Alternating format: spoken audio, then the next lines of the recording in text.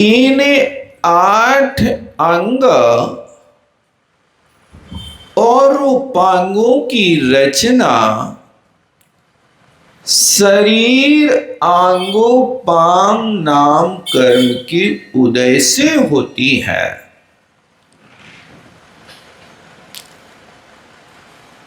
अब वो 8 अंग हैं,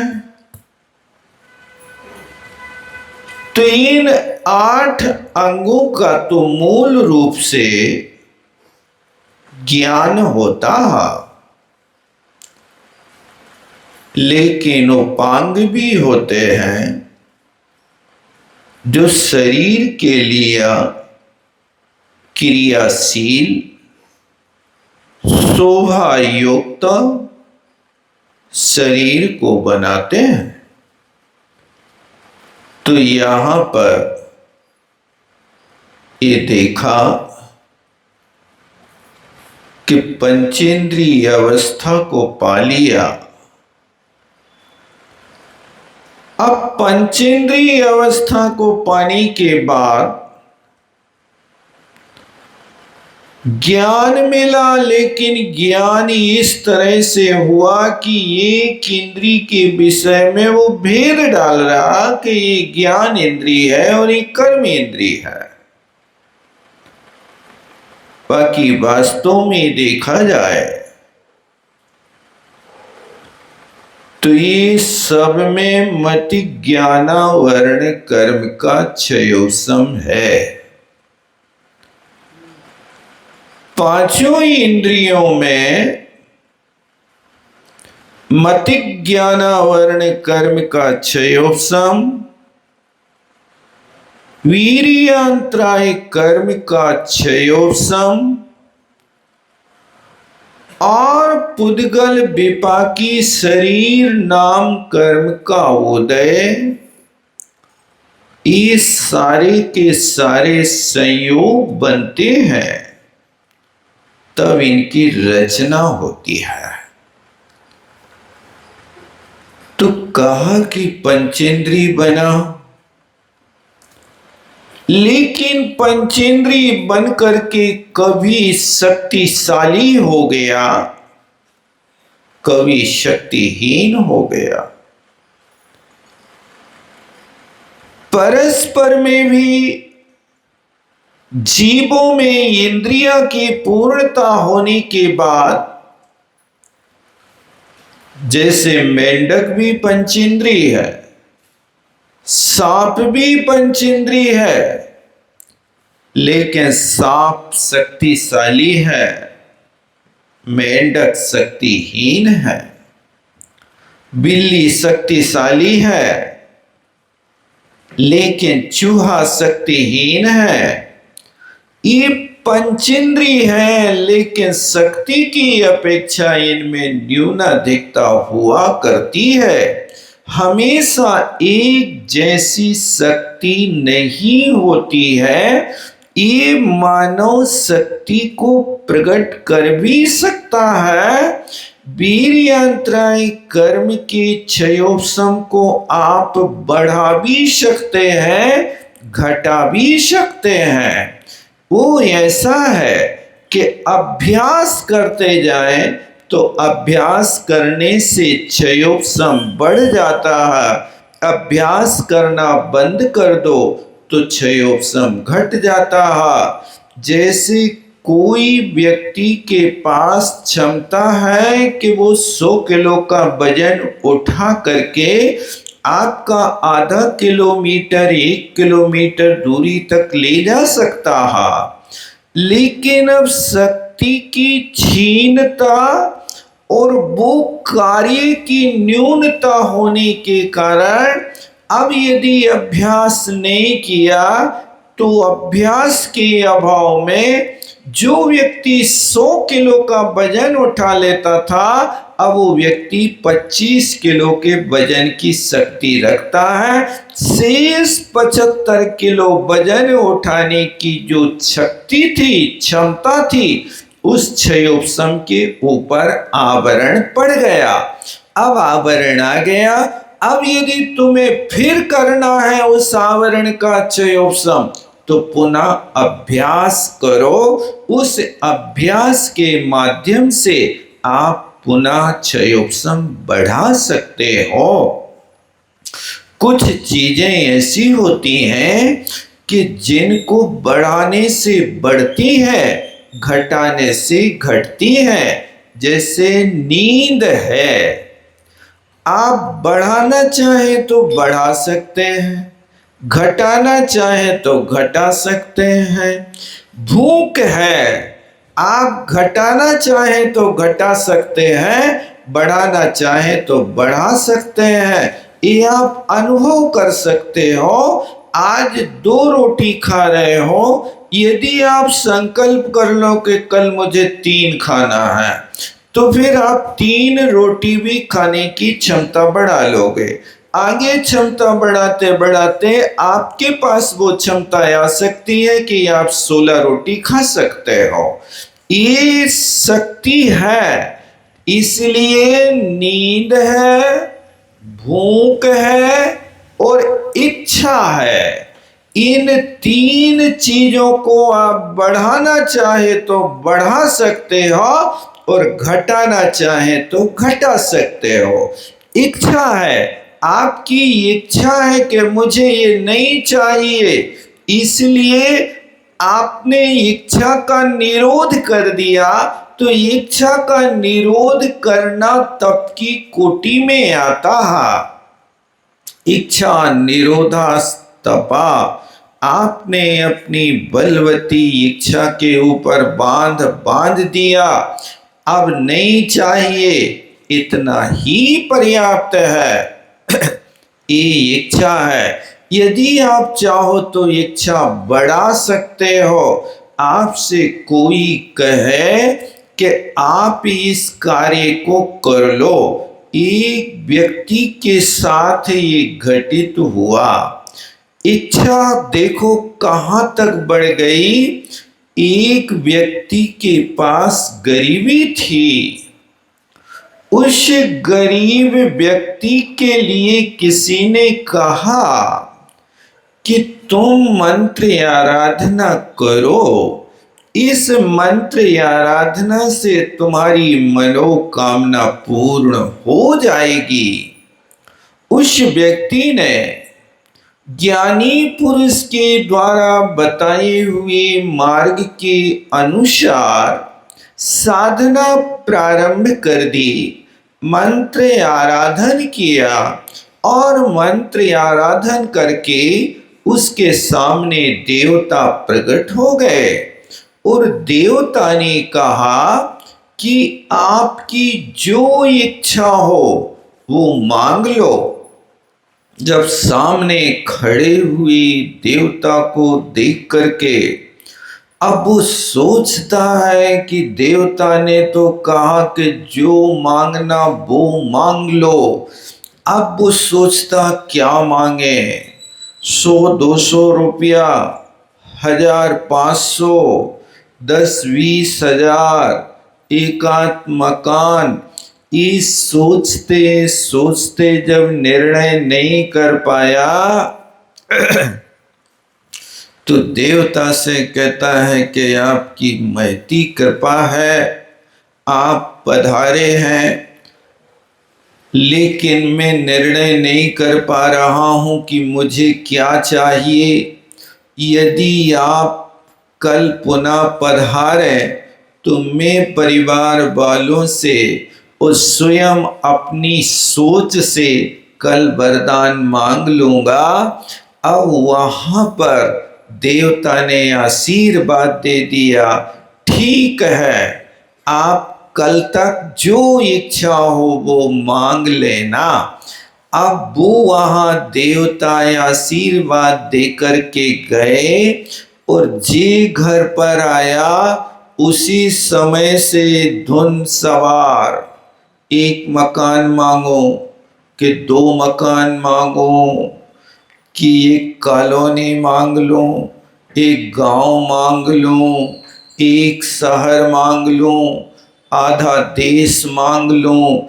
क्या मांगूं क्या मांगूं, इतना तो बहुत कम है, बहुत कम है, बहुत जो भी सोचता, अंत में जब सुबह उठा और देवता के पास गया और देवता के पास जाकर के आराधना की, देवता का आह्वान किया और देवता सामने खड़े हो गए और कहा, भैया मांग लो तुम्हें जो चाहिए।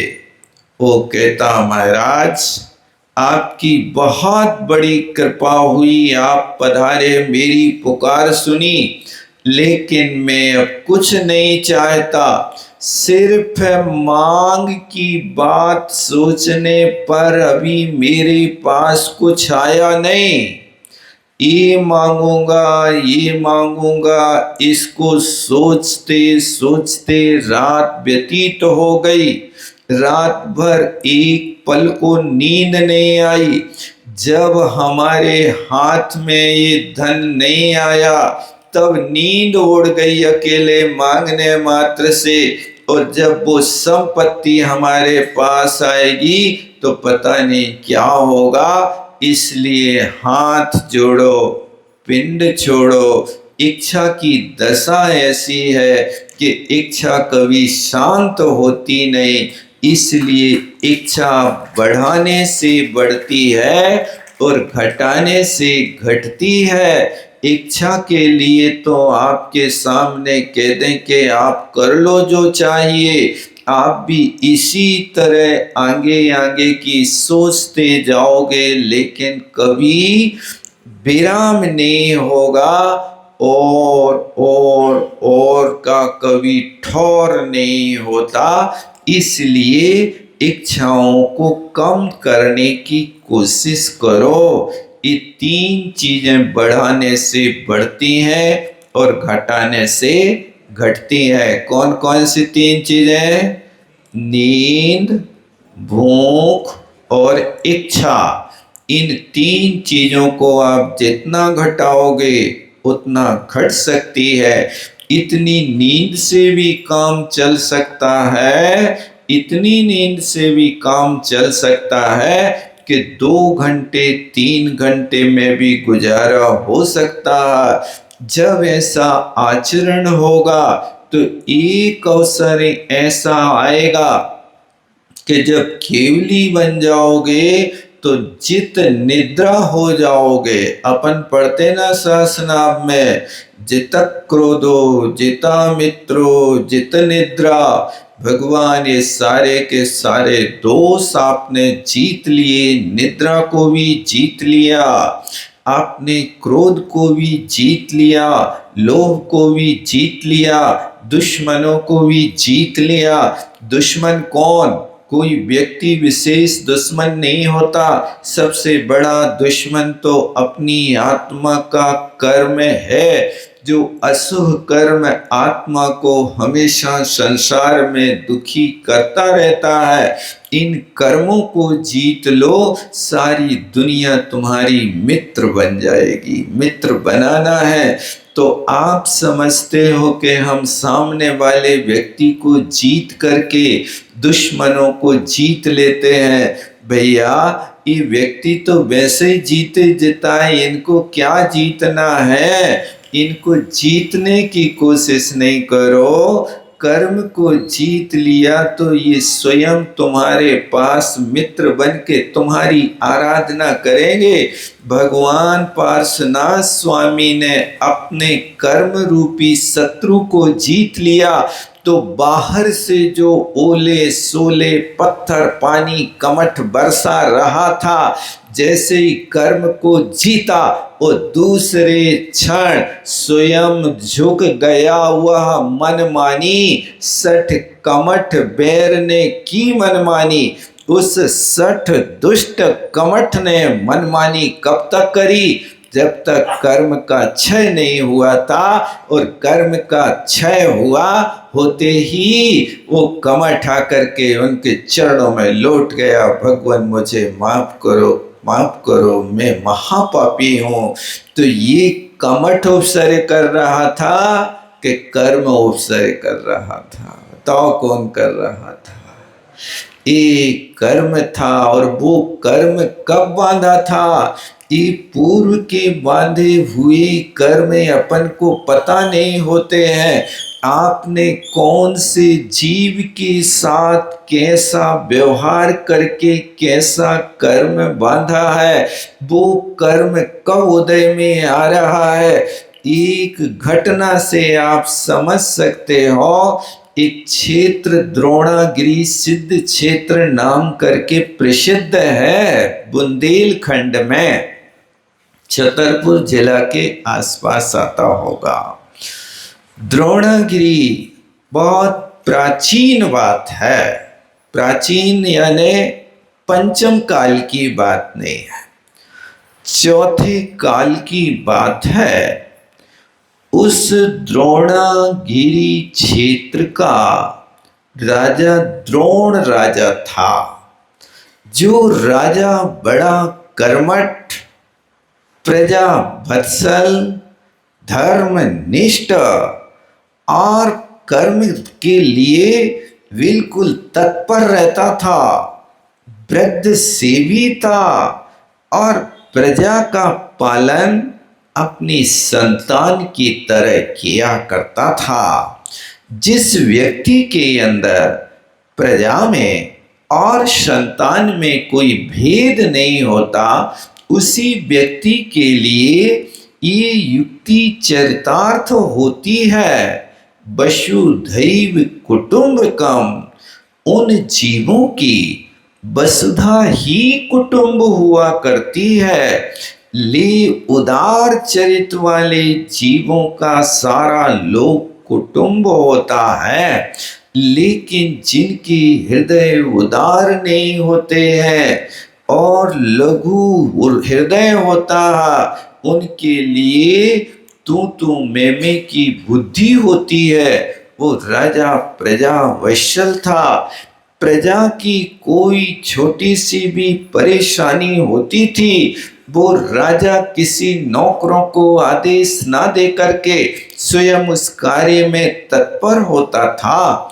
तो एक बार की बात है कि इस द्रोणगिरी क्षेत्र पर वहां जंगल था, इसलिए वहां एक शेर जंगल से आकर के शाम के वक्त नगर वासियों के लिए त्रास दिया करता था। कई बार उस सिंह ने नगर वासियों के साथ दुर्व्यवहार किया और गांव के लोगों को उठाकर ले गया। एक दिन की बात की, जैसे ही शेर आया और वहां पर सारी प्रजा एक साथ निकल करके त्राही माम चिल्लाने लगी और सारी प्रजा राजा द्रोण के दरबार में गई। भगवान हमारी रक्षा करो, हमारे यहाँ के सदस्यों को ये शेर उठा करके ले जा रहा है। इस बात को सुनकर के राजा द्रोण ने ना आओ देखा ना ताओ और स्वयं जंगल की ओर गया और वहां जाकर के उसने सिंह को खोजा, लेकिन सिंह कहीं नहीं मिला। खोजते खोजते सिंह की गुफा मिल गई। अब गुफा में देखा कि वास्तव में गुफा में सिंह बैठा हुआ है, तो राजा उस सिंह से इतना कुपित हुआ कि जंगल की लकड़ियों को ईंधन को ला करके उस गुफा में ईंधन भर दिया और ईंधन भर करके आग लगा दी और आग लगाई तो वो सिंह उस गुफा में आग से जल करके मरा। और उसी द्रोणागिरी में वहां कपिल नाम का एक व्यक्ति बन गया, मनुष्य बन गया, सिंह से मर करके। देखो उसने कैसे परिणाम कर लिए कि मरण के काल में सिंह जैसे जीव भी परिणाम कर सकते। अल्प आरंभ और अल्प परिग्रह का परिणाम बना करके मनुष्य आयु का बंध कर लिया और वो सिंह उसी राजा के यहाँ प्रजा के रूप में कपिल नाम का एक व्यक्ति हो गया, किसान हो गया। अब काल व्यतीत हुआ, वो जवान हुआ कपिल, अब यहाँ खेती बाड़ी करने लगा। यहाँ पर राजा द्रोण को भी निमित्त मिला। राजपाट अपने परिवार के बच्चों को सौंप करके राजा द्रोण मुनि बन गए। अब मुनि बन करके कठोर साधना करने लगे। साधना करते करते, विहार करते करते बहुत लंबा काल व्यतीत हो गया। अब काल व्यतीत होने पर भी मुनि महाराज, द्रोण महाराज विहार करते हुए द्रोणगिरी क्षेत्र पर आए और वे उस क्षेत्र में आ गए कि द्रोणगिरी के निकट उस खेत में ध्यान लगा करके बैठ गए जिस खेत पर स्वामित्व कपिल का था। जो कपिल की खेती थी, वहां पर महाराज रात भर ध्यान लगा करके बैठे। प्रातः काल कपिल हल लेकर के आया।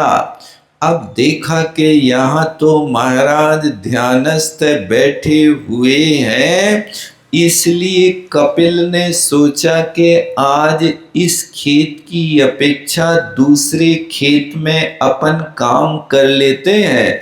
महाराज यहाँ विराजमान हैं, उनको तकलीफ ना होवे, ऐसा पवित्र विचार करके उसने अपना हल मोड़ लिया और दूसरे खेत में चला गया। जाते जाते महाराज से एक संदेश कह गया, महाराज तुम ध्यान कर रहे सो करो, हम दूसरे खेत में चले जा रहे हैं। बस इतना करना कि हमारी पत्नी नाश्ता लेकर के आवे तो तुम उसे ये कह देना कि तुम्हारा पति पीपल वाले खेत में गया है, तुम वहां चली जाओ। इतना संदेश तुम पत्नी को दे देना। अब ये बात तो कह करके वो चला गया। अब महाराज ने तो ध्यान में बैठे, कोई संदेश से लेना देना नहीं, क्योंकि महाराज यदि किसी के संदेश को कहीं जाकर के कहते हैं तो ये दूत कर्म नाम का दोष माना जाता है और ये दूत कर्म के दोष से हमेशा बचते रहते हैं। अन्यथा तो ऐसा भी होने लगता है कि स्वार्थ सिद्ध होने के लिए यहाँ से गए, अब उस गांव में जा रहे हो महाराज, वहाँ हमारे मौसी के लड़का रहते हैं, तुम उनको संदेश कर दियो कि वहाँ से आए हैं, सुबह तुम्हारी अच्छे से परिचर्या कर ले हैं। अब ये तो स्वार्थ हो गया भाई साहब, जब परिचय निकाला तब परिचर्या हुई है, परिचय नहीं होगा तो शायद महाराज की चर्या ही नहीं हुई है। ऐसा मूलाचार में निषेध किया कि एक दूसरे के संदेश को कहना नहीं, चाहे तुम्हारे मौसी हो, चाहे मामा हो, चाहे भैया हो, चाहे पापा हो, कोई लेना देना नहीं।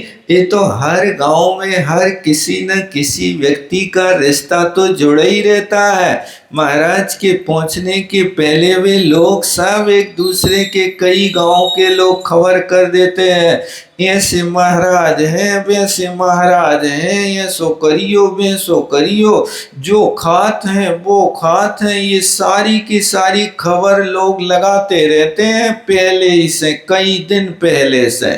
चतुर्मास फिक्स हुआ और सब दुनिया भर की बातें पता कर लें, महाराज कहूँ खर्चा तो नहीं करा, कहूँ जो तो नहीं करा, कहीं लड़ाई भिड़ाई तो नहीं करा। ये सारी चीजें पहले इंक्वायरी इंटरव्यू दुनिया से ले ले, फिर इसके बाद श्रीफल चढ़ा भेजे हैं, हाँ ठीक है चलो। यदि थोड़ी गड़बड़ी दिखी तो हाथ जोड़ो, पिंड छोड़ो, तो माँ जो तो रोटी खिला दे, अन्यथा तो अपने घर बैठे, मिलने जुलने नहीं। ये दूत कर्म कहलाता है, ये उचित नहीं है। परिचर्या करो, अपनी बुद्धि से स्वयं निर्णय करो कि वास्तव में जो शास्त्रों में कहा वैसा मिलान खाए तो ठीक है। तुमने हाउ कह दई कि अच्छे हैं सो अच्छे हैं, ये किराए की बुद्धि है, ये तुम्हारी भक्ति नहीं है, ये तुम्हारी आस्था नहीं है। तुम्हें दूसरों ने प्रेरणा करी सो आ गए, अन्यथा तो हम अपने घर में ही बैठे थे। ये देव शास्त्र गुरु की आस्था के प्रति उचित योग्य परिणाम नहीं माना जाता है। और वो व्यक्ति कह करके गया और महाराज तो ध्यान में बैठे रहे। कुछ देर के बाद उसकी पत्नी भोजन लेकर के आई और उसने देखा, अरे आज तो ये बोल के आए थे कि इस खेत पे हम जा रहे हैं और इस खेत पे तो ये है नहीं, पता नहीं कहाँ चले गए। तो पत्नी ने महाराज से पूछा, महाराज जे आए थे का? क्योंकि पहले की महिलाएं पति को नाम नहीं लेते थे, तो जे बे कर है अथवा मुन्ना पप्पू कर है, ऐसी उनकी आदत थी। ऐसा होता था और होता है ऐसा, क्योंकि ये सम्मान का सूचक हुआ करता है। एक जगह कीर्तन हो रहा था, तो कीर्तन होते होते कुछ ऐसी बातें आ जाती ना कि जहाँ पर उस व्यक्ति का नाम आता है तो भी महिलाएं उस व्यक्ति का नाम यदि उसके पति का होवे तो कीर्तन में उस शब्द को छोड़ करके भी दूसरा शब्द जोड़ देती हैं। जैसे वहाँ कहा गया कुछ तो उस महिला ने कहा, मोड़ा के दद्दा बेरद संभारी हरहु नाथ मम संकट भारी। अब उनके पति का नाम वो ही था, इसलिए वो पति का नाम न लेके मोड़ा के दद्दा बेरद संभारी, ऐसी उसने अपनी बात रखी। तो इस तरह से उस महिला ने भी अपने भाव के माध्यम से पूछा, महाराज जी आए थे का? यहाँ कछु संदेश कह गए का? लेकिन महाराज तो महाराज थे, ध्यानस्थ थे, उनने कुछ नहीं बोला। और वो महिला भी ऐसी भोली भाली कि उसको ये ज्ञान में नहीं आया कि अब अपने तो इतने खेत हैं, इस खेत में नहीं गए तो उस खेत में चले गए होंगे। वो तो अपना काम बस ऐसे ही किया उसने कि जैसे आप लोगों से कह देते ना, घोड़ा हो पानी दिखा लाओ, तो घोड़ा हो पानी दिखे हैं, नदिया तक तो ले जाए और नदी के किनारे पर खड़े हो करके घोड़ा से कहे, बेटा घोड़ा पानी देख लो। तो घोड़ा हो पानी दिखा लाओ का अर्थ क्या है? पानी दिखाने के पिलाने, पानी पिलाने हैं। लेकिन वो इतना भोलो व्यक्ति कि दिखावे की क्रिया कही तो बस दिखे हैं, पिलावे की क्रिया कही तो पिले हैं। अब पिलाना में भी तो एक ही जैसी क्रिया होती क्या? पीना क्रिया तो एक है, लेकिन पीने के भी तो तरीके अलग अलग होते हैं ना।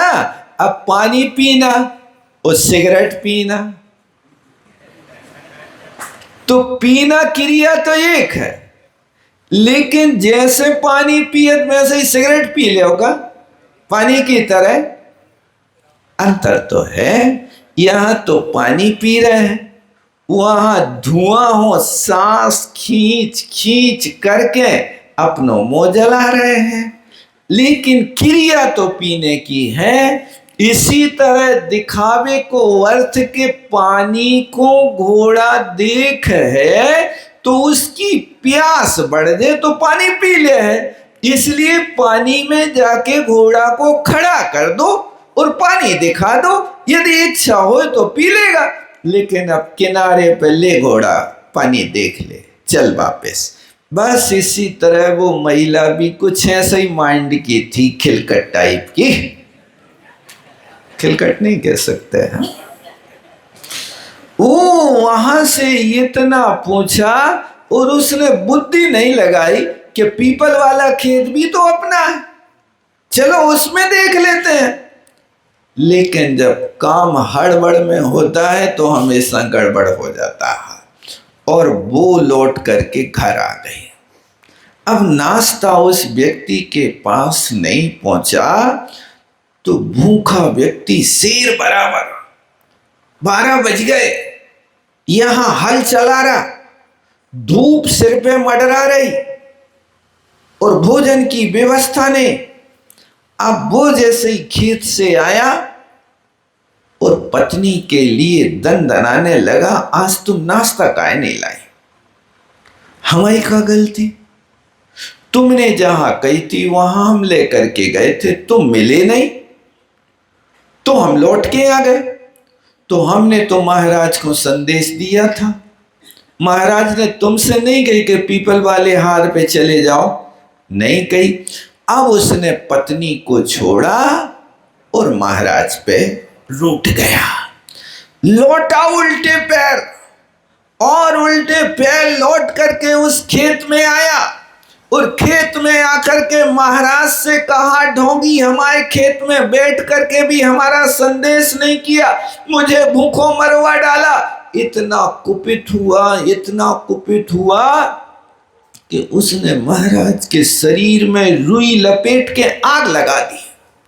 और रुई लपेट के जैसे ही आग लगाई, वैसे ही महाराज अपने ध्यान में आरूढ़ हो गए और शुक्ल ध्यान की भूमिका बना ली। और शुक्ल ध्यानी बन करके एक अंतर मुहूर्त में केवल ज्ञान उनको उत्पन्न हो गया। वे मुनि महाराज गुरु दत्त नाम के महाराज थे। वे गुरु दत्त महाराज केवल जैसे यहाँ आग लगी तो अपने अंदर में विचार नहीं करे, ये जले न कभी अग्नि में, भीगे न कभी पानी में, सूखे न पवन के द्वारा। ये आत्मा हमारा आत्मा तो ऐसा है कि कभी अग्नि में जलता नहीं, हवा में सूखता नहीं, पानी में गलता नहीं, मरता न मरी का मारा। ये कोई भी दैत्य यमराज आकर के सामने खड़ा हो जाए तो भी आत्मा को नहीं मार सकता है। मरती है तो काया मरती है, आत्मा नहीं मरती है और काया भी नहीं मरती है। आयु कर्म पूर्ण होता है, 10 प्राणों में 1 प्राण पूरा हो जाता है आयु प्राण, तो ये मरण कहलाने लगता है। कोई अपने यहाँ यमराज नहीं होता।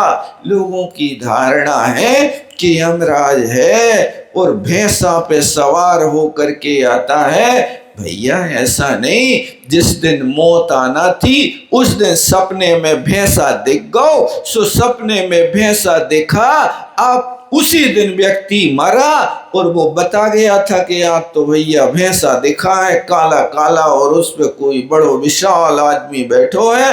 बस ये युक्ति चरितार्थ हो गई कि यमराज जब भी आ है तो भैंसा पे सवार होकर के आ है। इस सपने तो आते ही रहते, नहीं आते आप लोगों को? रोज ही आया था सपने में, क्या बात है? तो ये यहाँ पर आयु कर्म का क्षय होता है, कोई यमराज की व्यवस्था नहीं है। यम का अर्थ होता है संकल्प। यम और नियम 2 होते हैं ना, तो ये जो यम है माने मरना सबको एक दिन, ये यम है, नियम नहीं है। सबको मरना, ये 2 यम और नियम की तरह ये भी एक यम है। दृढ़ विश्वास है कि चाहे तुम्हारे पास कितनी भी तंदुरुस्त व्यवस्था हो, चाहे वज्र की पेटी के भीतर वज्र का ताला लगा करके बैठ जाओ, तो भी वहां पर आयु कर्म पूर्ण होते ही आत्मा शरीर को छोड़ के चली जाती है। लोग अपने उस प्राण की रक्षा के लिए दुनिया भर के बाहरी साधन जुटाते हैं, बंदूकें रखते, तलवारें रखते, आत्मरक्षा करेंगे। जब आयु कर्म पूरा होता है तो हाथों से पूछो कि वे बंदूक उठाने में समर्थ होते कि नहीं होते हैं, उनकी ताकत होती कि नहीं होती। तुम खटिया से उठ पाओ कि नहीं उठ पाओ, लेकिन फिर भी आत्मरक्षा के लिए हिंसक साधक को रख करके जिंदगी भर पाप का आश्रय करते रहते। ये नहीं समझते लोग बात। वे महाराज गुरुदत्त महाराज यहाँ शरीर जल रहा है, अंदर में शुक्ल ध्यान की श्रेणी आरोहण करके कर्म को जला रहे हैं, और एक अंतर मुहूर्त में केवल ज्ञानी बन गए। और केवल ज्ञानी बन करके इंद्र ने आकर के केवल ज्ञान कल्याण की पूजा की, और फिर वे महाराज द्रोणगिरी से मोक्ष पधारे। अपन लोग पढ़ते ना, गुरुदत्त आदि मुनीश्वर जहाँ मुक्ति गए बंदो नेता। यही गुरुदत्त आदि 5 मुनि महाराजों में पहले मुनि महाराज थे, जो वहाँ द्रोणगिरी के राजा होकर के फिर मुनि महाराज बने। और मुनि महाराज बने तो अपने गांव के व्यक्ति से उपसर्ग सहन करके केवल ज्ञानी बने, और वहीं अपने जन्म स्थान से मोक्ष प्राप्त किया। इस तरह से यहाँ पर ये जो कहा है कि पंचेंद्री बना, लेकिन किस तरह से आज राजा शेर को जला रहा है। अब वह शेर की पर्याय बदल करके मानव बना, और मानव से राजा तो महाराजा बन गए, लेकिन वो मानव आज बदला ले रहा है, क्योंकि तुमने आग में शेर को जलाया था। तो तुम भले ही तद्भव मोक्षगामी हो, लेकिन मोक्ष मिलेगा तो अग्नि परीक्षा से मिलेगा। बिना अग्नि परीक्षा दिए मोक्ष नहीं होगा, क्योंकि आपने अग्नि में जलाया।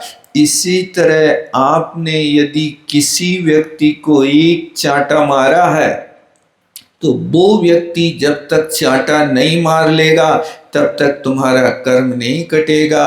यदि तुमने किसी को गाली दी है, तो जब तक वो 1000 बार गालियां नहीं दे लेगा तुम्हारे लिए, तब तक वो कर्म नहीं मिटेगा। ये पूरा इतिहास प्रथमानुयोग भरा है, आप उठा करके देखो। इसलिए बार बार ये भावना भाव नहीं सताऊं किसी जीव को, नहीं सताऊं किसी जीव को। यदि सताया तो याद रखना कि गुरुदत्त महाराज के साथ क्या व्यवहार हुआ। प्रजा की रक्षा के लिए शेर को अग्नि के हवाले किया, लेकिन कोई भी प्रजा ने वहां आकर के जब महाराज को रुई लपेट के आग लगाई, तो कोई व्यक्ति सामने आग बुझाने वाला नहीं हुआ। इस तरह से तुम कहते हो कि हम परोपकार के लिए पाप करें तो क्षम्य है।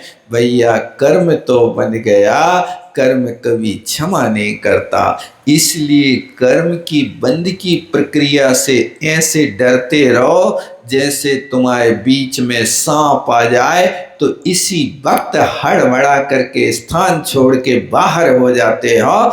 ऐसा कर्म रूपी सांप अपने साथ बंध ना जाए, ऐसे हमेशा डरते रहो। बोलो आचार्य गुरु विद्यासागर जी महाराज। चावणी के ज्ञान से सूझे लोकालोक, सुवर्णी मस्तक धरूं सदा देत हूँ धोख। हे जिनवाणी भारती माँ तो जपो दिन रैन, जो तेरो शरणा गए सो पावे सुख चैन। देव भजो हरि